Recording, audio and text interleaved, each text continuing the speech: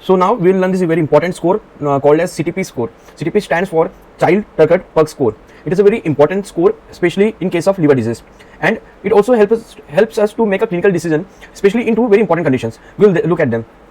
Now, the CTP score comprises of total 5 parameters, out of which 3 are lab parameters, including bilirubin, albumin, and PTINR, and 2 parameters are clinical parameters like hepatic encephalopathy and ascites. Okay, we give points between 1 to 3 depending on the observation, and then calculate the CTP score. Hence, we get a score between 5 to 15.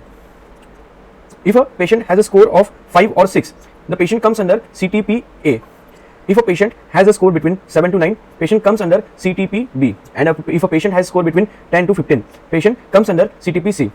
So, patient of CTP A have relatively better prognosis, and patients who come under CTP C have worse or poor prognosis. Okay.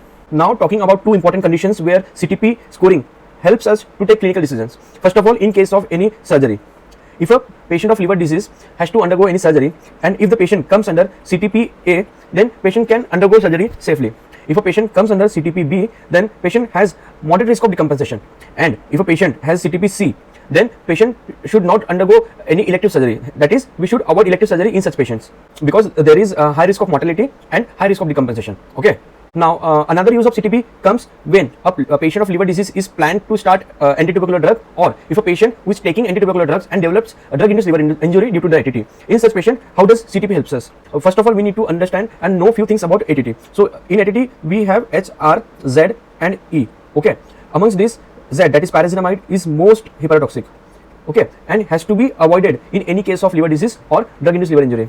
And among these 4, ethambutol is most safe in liver cases. Okay, and remaining 2 drugs, that is isoniazid and rifampicin. So both of them are also hepatotoxic. So if a patient comes under CTP A, 2 hepatotoxic drugs can be used. For example, rifampicin and isoniazid can be given, and also ethambutol, as it is liver safe, it can be given.